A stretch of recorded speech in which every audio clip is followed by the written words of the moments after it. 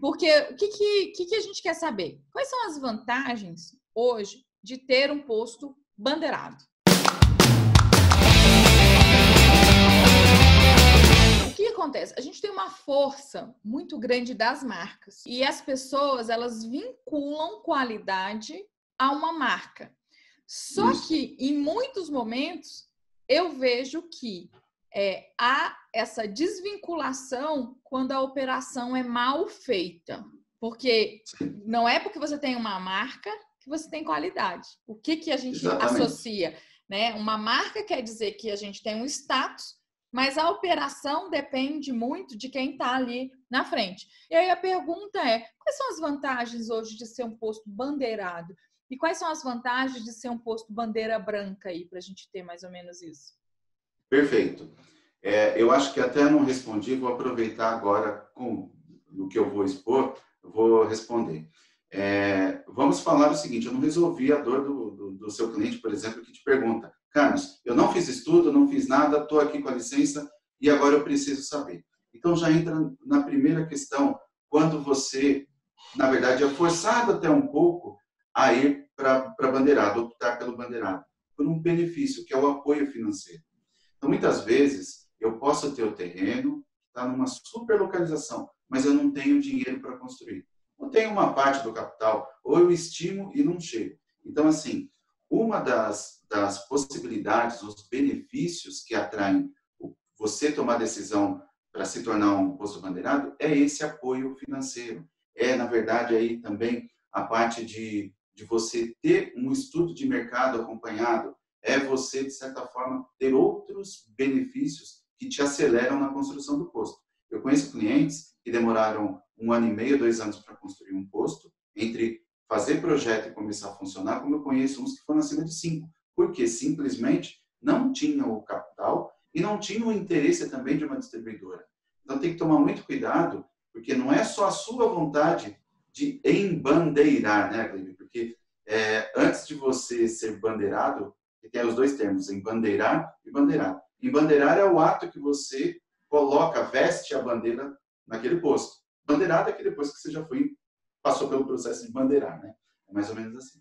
Então, muitas vezes o apoio financeiro é um dos benefícios, tá legal? Um outro benefício também, já que nós estamos falando em construção, você deve participar bastante, são das reformas. Então, nos últimos anos, aí de 2013 até 2017, 18, vamos falar assim, pelo menos em São Paulo, ocorreu assim uma enorme necessidade de adequação ambiental nos postos. Questão de tanques, propriamente ditos, né? Então, deixou de ter aqueles tanques para passar, alguns colocaram semi-ecológicos, e aí passaram depois a terem os tanques ecológicos. Então, o que acontece? O revendedor também, historicamente falando, que você mencionou, vou falar um pouquinho de história, desculpa, eu falo muito, tá? Você me corta aí se eu estiver falando. Vou deixar, vou deixar. Nós estamos, assim, há 40 anos que nós temos uma falta de gestão. Até 79 era gerida pelas companhias, vamos dizer assim. Nessa debandada, as pessoas falaram o seguinte, os empresários, não, eu vou tomar proveito da situação e vou ter o meu próprio posto, a minha bandeira. E isso foi, ao longo do tempo, criando todo esse visual que tem que posto sem bandeira não presta, não tem credibilidade. E isso vem mudando nos últimos anos, tá bom? Então, eu quero deixar bem claro isso. Mas o que eu quero dizer? Que desse período de 40 anos, faltou muito poder de decisão, faltou gestão, na verdade. E aí, o que acontece? Vêm os postos sempre com dificuldades financeiras, porque muitas vezes é uma área muito burocrática, exigência e assim por diante. E aí, se vê na situação de ter que fazer as adequações, por sua vez, ele não tem o capital, às vezes não tem a linha de crédito.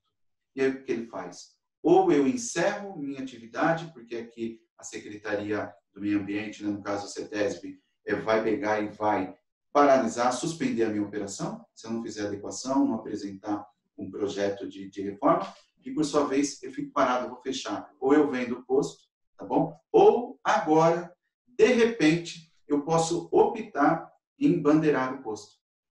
Quando a gente traz o aporte financeiro, também traz o conhecimento técnico. Por quê? Uma distribuidora de combustíveis, quando ela sabe que existe empresas que são responsáveis e que conseguem fazer essa regularização, ela simplesmente fala assim, eu quero que você acompanhe esse processo de regularização. E eu vou repetir, o processo é o mesmo em qualquer lugar do Brasil. Porque a legislação base que vem por trás é a mesma. Então, eu vou ter que ter os mesmos requisitos. Porque a gente fala da substituição do SASC, né, do Sistema de Armazenamento Subterrâneo de Combustível, dos tanques, isso estava previsto. A legislação era muito clara. Em 1999, a gente parou de fabricar os tanques de parede simples e passamos a fabricar eles de parede dupla e jaquetados e com monitoramento intersticial. E a gente sabia que esses tanques, nessa substituição, eles teriam uma idade. E é por isso que lá, 15 anos depois, a gente teria que obrigatoriamente fazer toda essa substituição. E o cara não fez o quê? Um planejamento. Por quê? Todos os clientes que eu pego, eu falo assim, você sabe quando você vai ter que substituir o tanque? Aí ele olha assim para mim e fala, não. Eu falei, pois você deveria saber. Você sabe qual é a idade do seu tanque? Você sabe qual é a composição dele? Você sabe que se você instalar, por exemplo, coisas básicas, um monitoramento intersticial, você vai fazer a substituição dos tanques. Aí ele para e fala, gente, você tem um posto, você vai adquirir um posto, sei lá, não sei, acho que isso acontece muito com você, o cara adquire um posto, aí ele fala assim, ele não olhou os requisitos do licenciamento ambiental dele, ele não viu se aquele posto tem um passivo ambiental. Eu morro de rir. Aí eu falo, você comprou uma bomba relógio e não está sabendo. Mas por quê?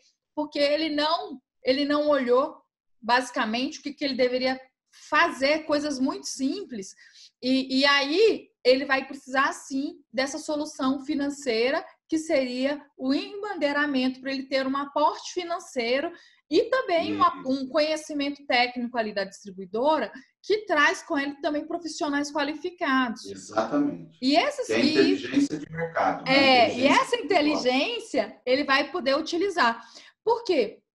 Aquele revendedor que ele já tem um posto e ele vai adquirir mais um posto, ele já traz aquela inteligência de ter um posto que ele já fazia a operação. Então, a tomada de decisão, ele só vai fazer o quê? Replicar.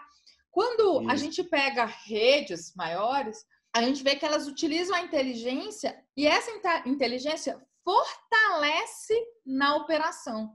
E aí, ter um especialista como o Carlos, que está falando aqui para a gente hoje, né, que traz essa inteligência da operação, de ver casos, é muito, muito, muito... acaba ajudando em todos os aspectos. Em todos os aspectos. Eu falo isso assim, porque quando a gente pega para fazer um acompanhamento aqui, por exemplo, de gestão, eu falo, é muito fácil, porque eu não acompanho eu acompanho 100.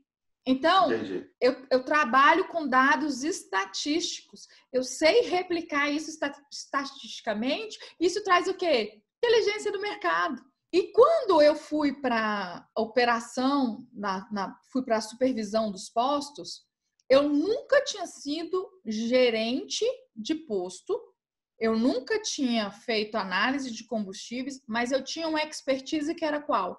Eu tinha sido trainee de uma multinacional. Então, todas aquelas ferramentas de gestão, o que eu fiz? Eu apliquei num outro modelo de negócio. E o que você está me trazendo aí é muito assim, o cara, ele não é, ele é um dono de um posto, mas ele não é um operador com as ferramentas para que ele possa acompanhar o posto dele. E aí ele não sabe liderar, ele não sabe gerir, administrar, ele não sabe olhar indicadores, né, de financeiros. Até assim, né, cara? Vou fazer um complemento, desculpa te cortar, mas vou fazer um complemento que encaixa certinho o que você está falando, da postura do revendedor. O revendedor, como a gente já vem falando aqui, que é um sonho, todo mundo quer ter ou por oportunidade. O que você falou é perfeito.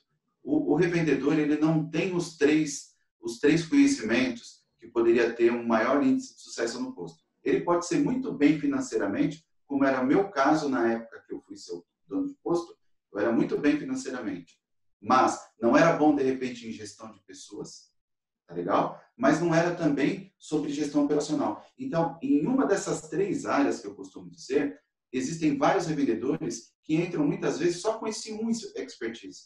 E tá tudo bem, ele não tem culpa disso. Só que aí, como você falou, existem 3 bases. Olha, eu sou um bom financeiro, então eu tenho que ser também para ser empresário de sucesso no posto, tem que ser bom em liderança, gestão de pessoas, tá bom? E tem que ser bom também operacionalmente, comercialmente falando, entendeu?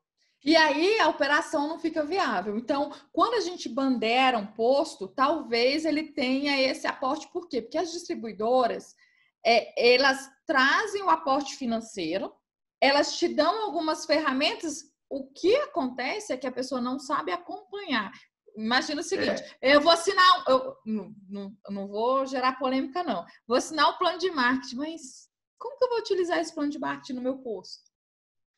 E não é culpa da distribuidora nesse momento. Não, Desculpa, é que você é está do falando. revendedor. Tem um monte de coisinha aqui que fica borbulhando para eu poder falar, porque tudo que você está falando é exatamente o que passa na cabeça do revendedor e que precisa para ele, muitas vezes, ficar esclarecido. Porque aqui eu só falei do apoio, só falei dos benefícios. A gente está falando dos benefícios, que é o apoio financeiro. Olha só, quantos benefícios nós falamos de bandeirar o posto? Ó, apoio financeiro, tanto na construção ou reforma. Falamos também da questão da inteligência de mercado, porque aí você tem lá um portal de estatística, você tem lá um assessor que, teoricamente, é para poder te dar o apoio de mercado, trazer inovação de mercado. Ainda tem questão do programa de marketing, como você falou, que é o seguinte, a sua marca está no Brasil inteiro pelas mídias, então isso te favorece, tá bom? Então, assim, tudo isso, praticidade de comprar, vender, comprar,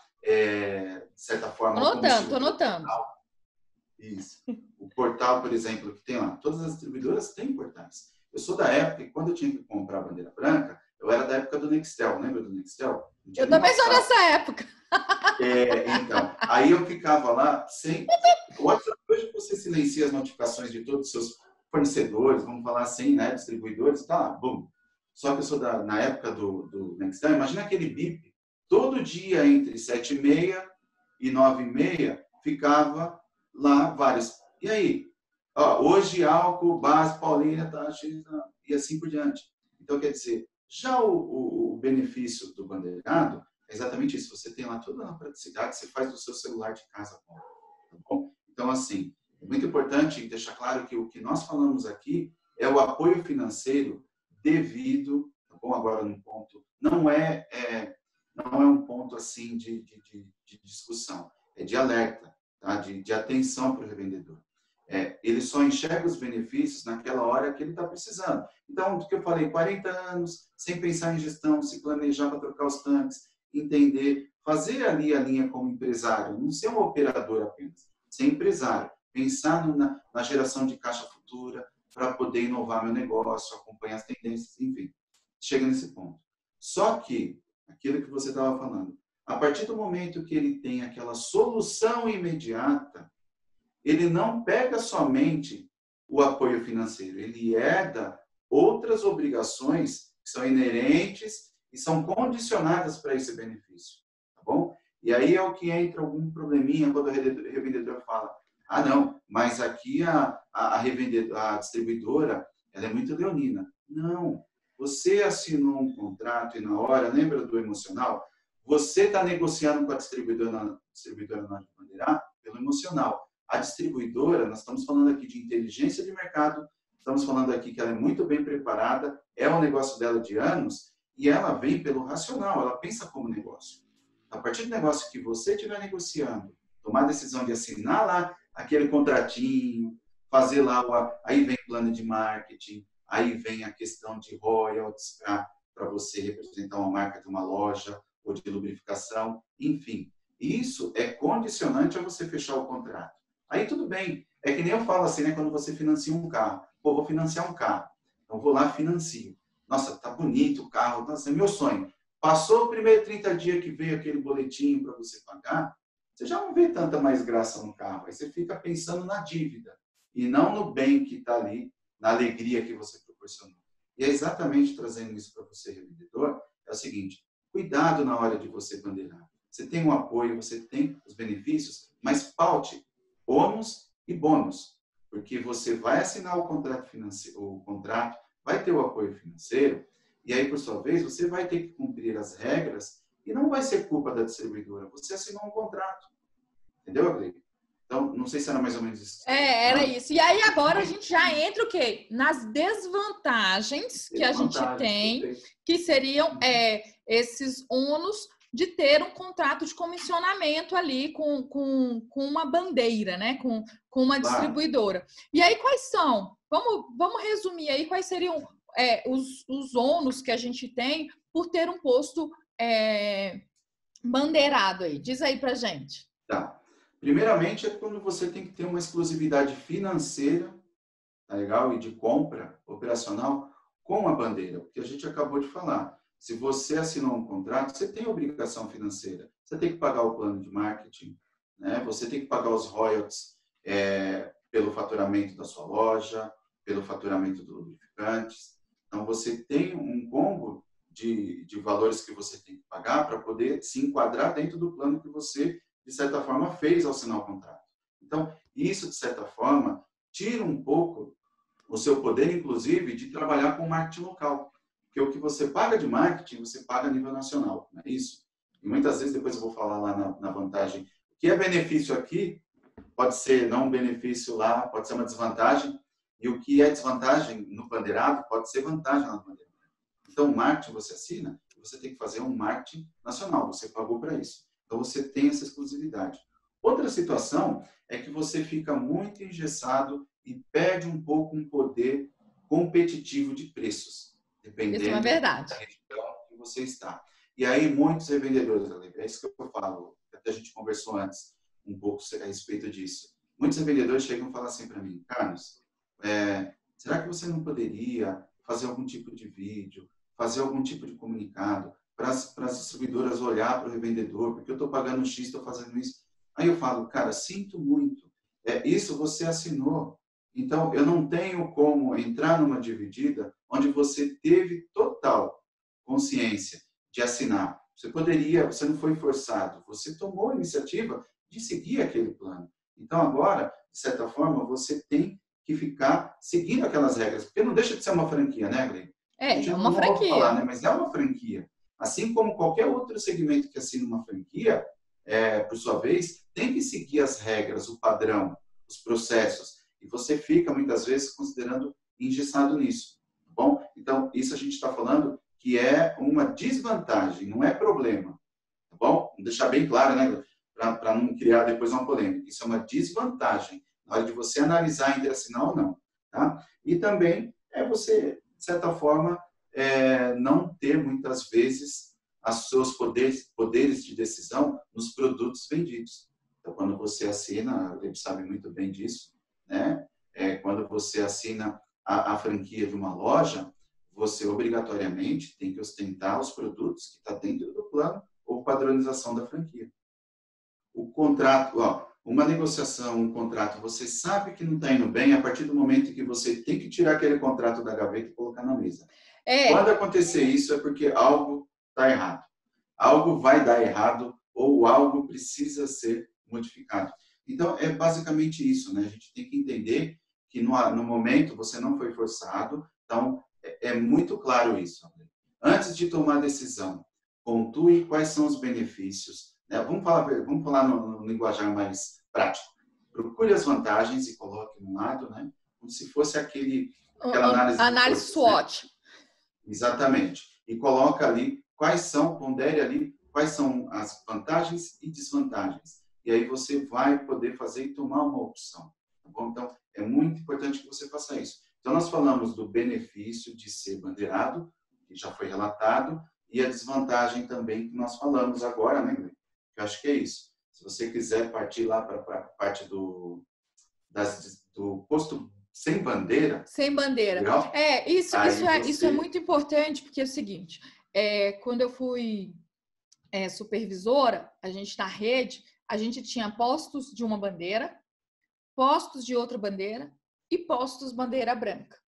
Então, eu vivi isso. Então, a gente trazia inteligência dos bandeirados para os bandeiras brancas e a gente tinha peculiaridades no bandeira branca. Aquele negócio que você falou para mim do pipi do Nextel, ele era muito, muito, muito real na minha vida. Porque todos os dias eu tinha uma estagiária que ela recebia todos os preços para mim, de todas as distribuidoras, e quando vinha para eu tomar a decisão de compra, né, inclusive das bandeiras brancas e das bandeiradas, eu tomava o poder de compra ali, que eu tinha que tomar a decisão daquilo que eu ia comprar e como que era o meu estoque. E eu falo assim, quando você fala para mim que o painel era o mais importante, eu nem vi o painel como importante não, porque a gente montou estrategicamente, imagina que tá com uma rede muito grande, tomada de decisão, a gente montou formas de fazer isso de maneira muito automática, entendeu? Ou via sistema, ou via disparo de e-mail, e eu tinha que, imagina o seguinte, eu tinha que prever todo o volume do outro dia, porque a gente trabalhava com estoque bem pequeno para o capital de giro ser bem feito, né? Porque não dá para eu comprar à vista e vender para 30 dias e ter um estoque de 15 dias, sendo que eu não preciso de um estoque de 15 dias e a distribuidora está muito próxima, né? Aqui em Brasília, essa é uma característica. Então, eu vivi muito isso e aí eu quero ouvir de você aí agora. Quais são as vantagens de ser bandeira branca?